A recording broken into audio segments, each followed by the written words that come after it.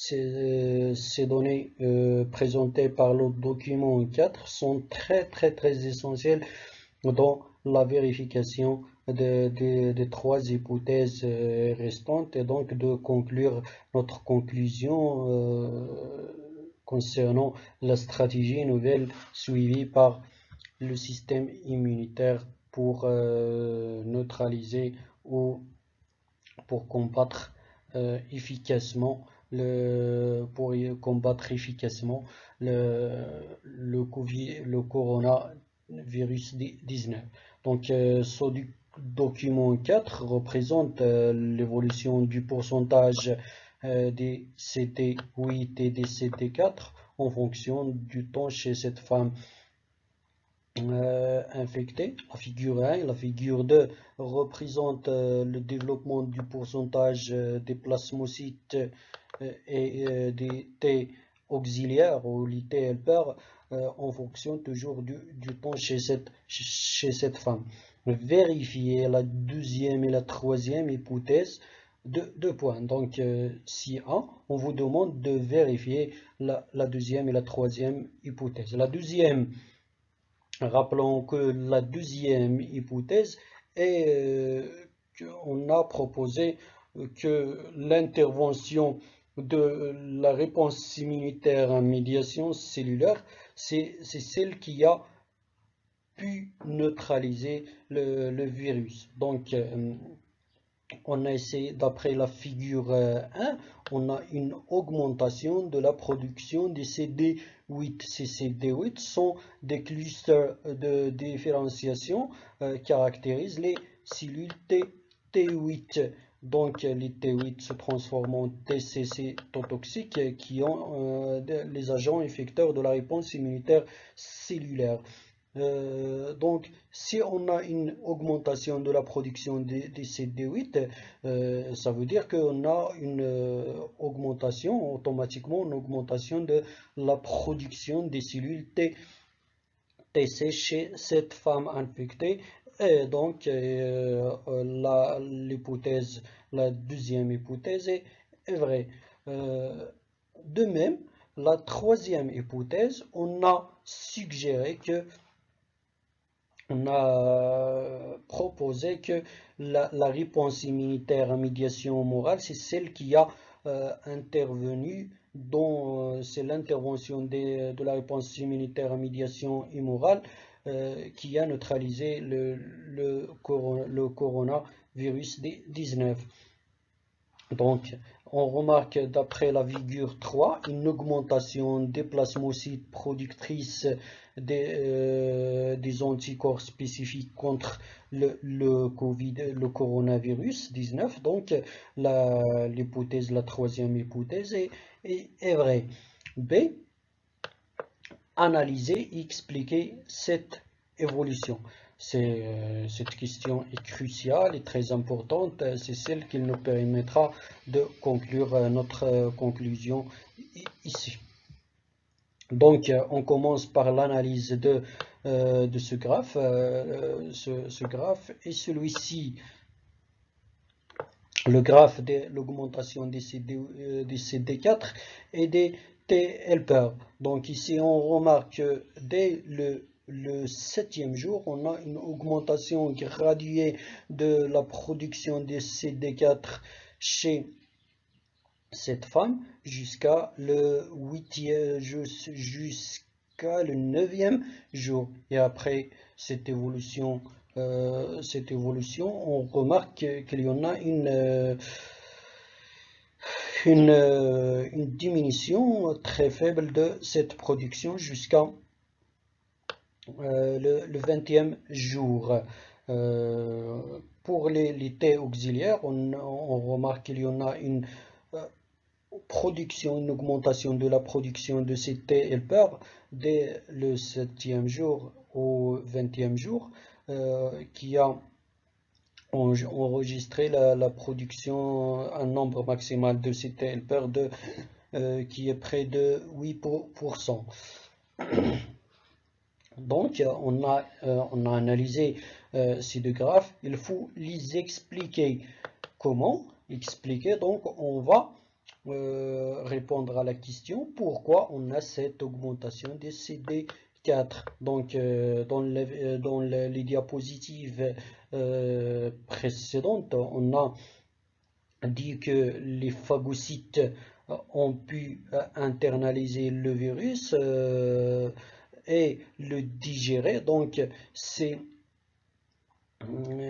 déterminants antigéniques, ces épitopes seront présentés par le biais des CMH2 ou TCR et les CD4 d'une cellule T4 spécifique pour ce déterminant antigénique via la complémentarité structurale entre le TCR et le CD4 d'une part et le déterminant antigénique et le CMH2 de l'autre part. Cette étape est l'étape de la reconnaissance et la sélection des T4 spécifiques pour ce virus. Après cette sélection, on aura une libération d'un facteur activant des macrophages, le MAF. Donc, ce facteur, qui est un médiateur chimique, est libéré par les T4. Il va agir sur les macrophages. Ces macrophages stimulés par ce médiateur chimique vont produire un autre type de médiateur chimique appelé l'interleukine 1. Cette interleukine 1 va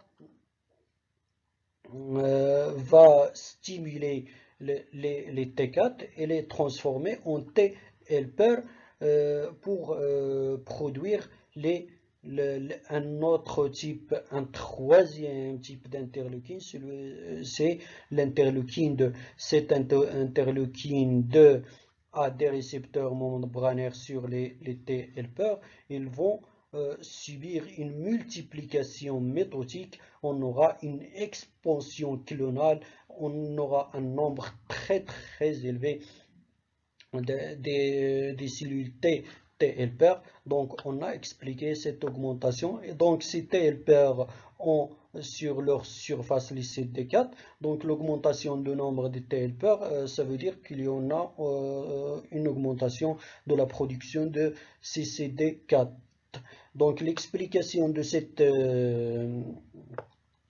évolution, cette diminution très basse de la production des CD4 dès le 9e jour est expliquée par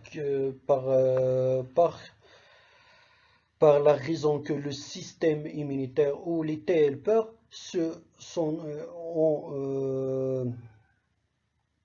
ils sont centralisés, ou leur attention est dirigée vers la production d'autres médiateurs chimiques ayant un effet stimulateur sur les lymphocytes T8 et les lymphocytes B, à la place de produire ces CD4 ayant faire le rôle, c'est celui de la reconnaissance. Donc ils ont reconnu déjà le déterminant antigénique, l'épitope du virus. Donc c'est pas nécessaire de les produire d'une manière intense. Donc on passera à l'explication, à l'analyse de l'explication de cette partie du graphe. Cette partie, c'est l'augmentation on a une augmentation de la production des CD8 dès le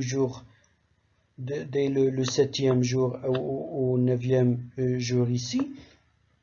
Une augmentation à peu près de 12 moins 4, c'est de 8%. On a une augmentation de la production de CD8 de 8%. Puis, dès le 9e jour, on a une diminution de cette production. Donc, on expliquera par la suite cette diminution. Donc, toujours, on va expliquer pourquoi cette augmentation. Ici, on va toujours lier entre le virus et les CD8. Donc, comme on a déjà dit, le déterminant antigénique de ce virus sera présenté cette fois par le CMH2 ou TCR et CD8 ayant une complémentarité structurelle et qui sont présents sur la surface des cellules T8 spécifiques pour cet épitope. Donc, on a une sélection clonale des T8 ayant une complémentarité structurelle entre leurs récepteurs TCR et CD8 d'une part et le déterminant antigénique et le CMH des macrophages. Cette sélection clonale des T8 spécifiques pour suivi par l'expansion clonale des T8 sélectionnés par l'intervention, par la stimulation de l'interleukine 2 déjà produit par les T auxiliaires. Donc, il y aura une expansion clonale, une multiplication méthodique des T8 spécifiques pour ce virus. Ces T8 présentent un CD8 sur leur membrane, donc c'est évident l'augmentation du nombre des TC cytotoxiques ou des T8 spécifiques dirigés spécifiquement contre ces virus et couplé à l'augmentation du nombre des CD8. Donc, on a expliqué cette augmentation. Il nous reste aussi l'explication de cette augmentation de la production des plasmocytes de 2% le 7e jour à peu près 7,5% le 8e jour. Donc toujours, on va expliquer cette augmentation des plasmocytes. Donc on va lier toujours entre les plasmocytes et le virus, le coronavirus. Donc toujours on commence par le coronavirus. Ce coronavirus est phagocyté par les lymphocytes B. Ces lymphocytes B vont présenté par le biais de CMH2, le déterminant antigénique ou TCR et CD4 des lymphocytes T helper déjà produites et stimulées par le biais de la voie cellulaire et immunitaire spécifique. Après cette double reconnaissance, les T-helpers vont produire des médiateurs chimiques, essentiellement l'interleukine 2 et l'interleukine 4 et l'interleukine 6 pour stimuler l'activation des lymphocytes B et leur transformation en plasmocytes qui vont suivre une expansion clonale par l'intervention d'autres chemokines tels que les interférons. Donc, ils vont stimuler l'expansion clonale, la multiplication méthodique, la division méthodique des plasmocytes producteurs d'anticorps.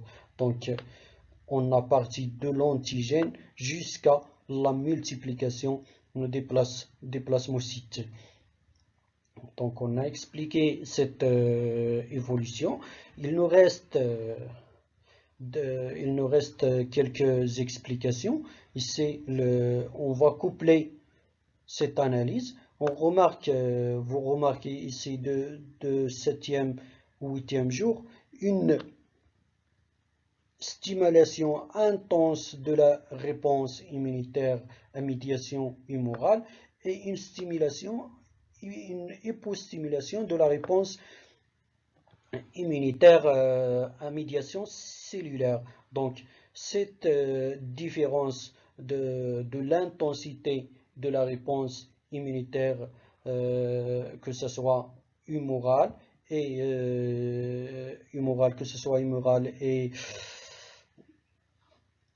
que ce soit humorale et cellulaire, est due au nombre et la concentration virale dans le corps de cette femme durant cette durée. Donc, la concentration de l'antigène qui est le virus coronavirus durant cette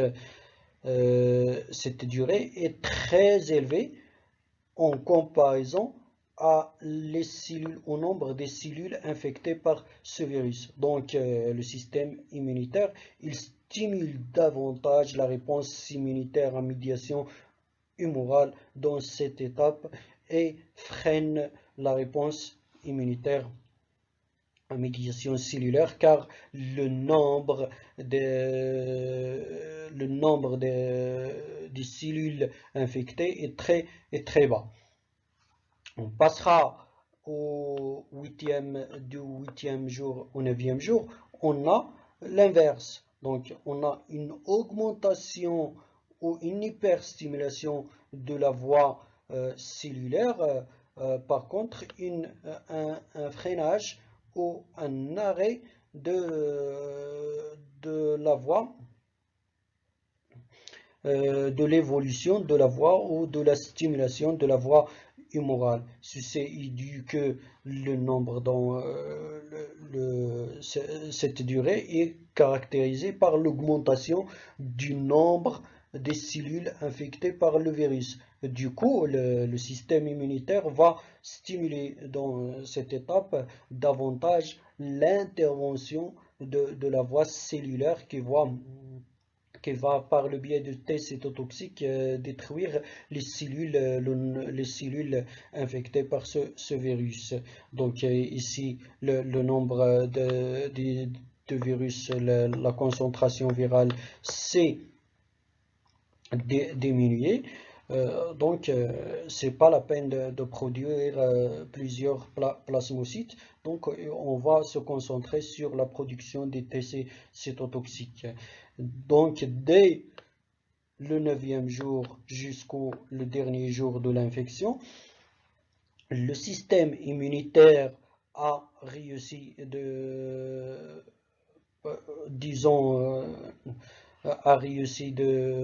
d'éliminer presque toutes les cellules infectées par le virus. Donc, on aura une hypostimulation de la voie, cellulaire, mais en revanche, on aura une hyperstimulation de la voie humorale pour attaquer directement l'antigène, le virus, le coronavirus 19. Donc, c'est l'analyse, voilà l'analyse de ce document.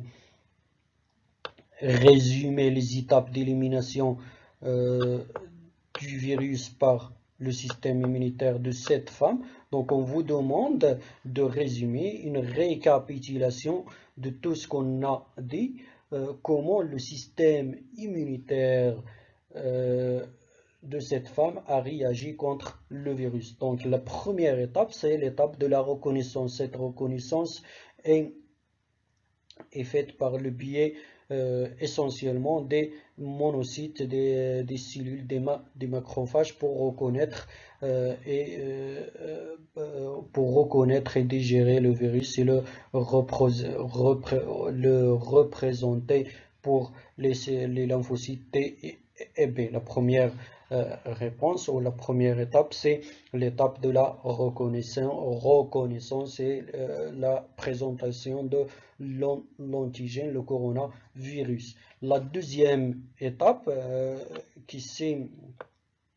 qui est entre le 7e jour et le 8e jour, on a l'intervention de la réponse immunitaire spécifique, que ce soit cellulaire et humorale, mais on a une accentuation, on a une hyperstimulation de la voie humorale pour attaquer directement le virus. Dans le second temps, entre le 8e jour et le 9e jour, on a l'inverse. Le système immunitaire a stimulé davantage la réponse immunitaire spécifique cellulaire contre les cellules infectées par ce virus. Et elle a freiné un petit peu la réponse immunitaire à médiation humorale. Dans le second temps, ou la dernière étape, ou la dernière phase de l'intervention de ce système immunitaire, c'est l'accentuation, l'hyperstimulation de la voie humorale par le biais de la production des anticorps pour arrêter directement l'antigène et freiner un petit peu la réponse immunitaire à médiation cellulaire pour qu'il puisse s'entrer, ou pour qu'il puisse très rapidement neutraliser ce virus. Voilà les quatre étapes suivies par le système immunitaire de cette femme pour éliminer le virus.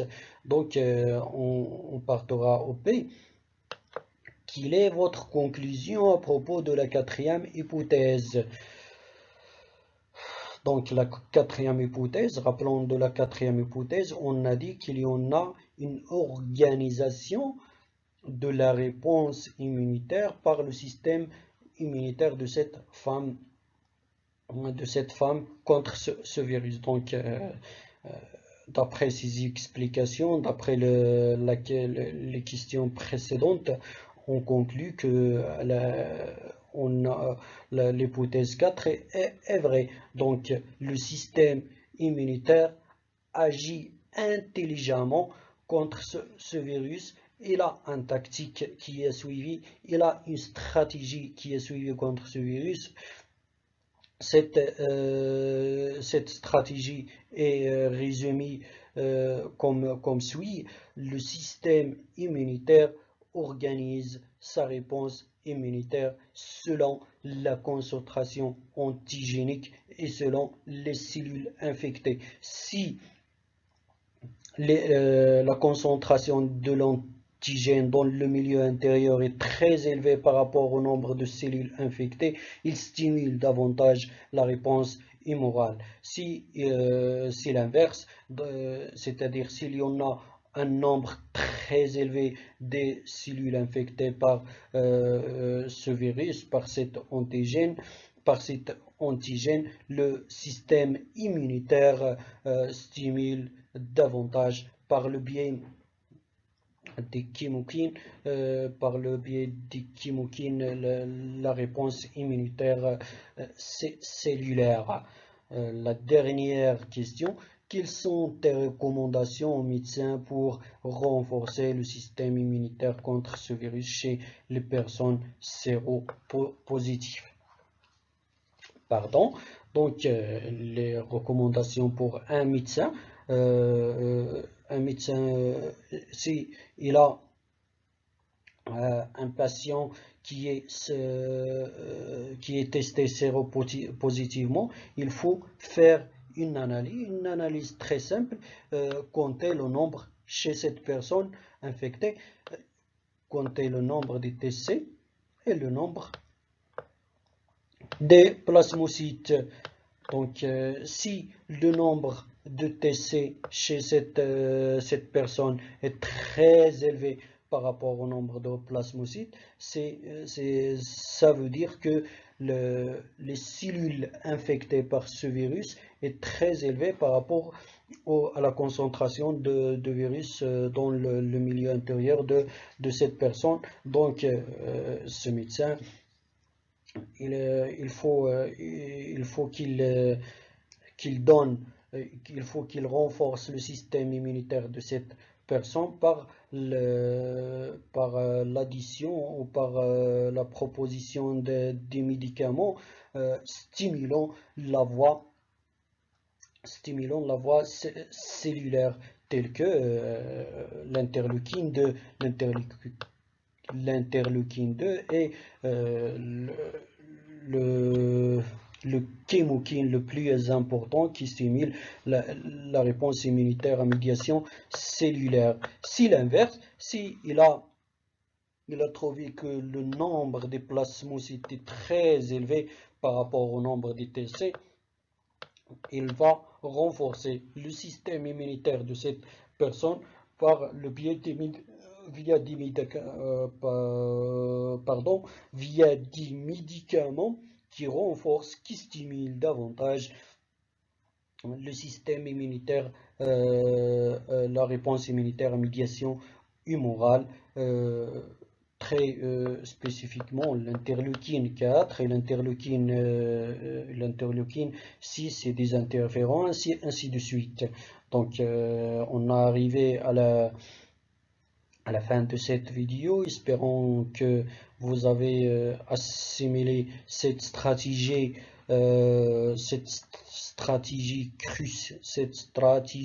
cruciale suivie par le système immunitaire pour neutraliser le coronavirus 19. Et voilà, il reste de présenter les réponses écrites. Vous pouvez les lire toujours. Voilà les réponses. Hop. Et voilà la dernière réponse bibliographique utilisée pour rédiger ou réaliser cette situation d'intégration des apprentissages. Voici la plus importante ressource bibliographique. Vous pouvez les trouver publiées dans le journal de Nature Medicine. Vous pouvez lire d'autres, il y en a d'autres documents très intéressants dans cette correspondance de ces chercheurs australiens. Et merci d'avoir concentré sur cette explication. Espérons que vous avez assimilé la voie entamée par le système immunitaire pour neutraliser le coronavirus 19. Merci.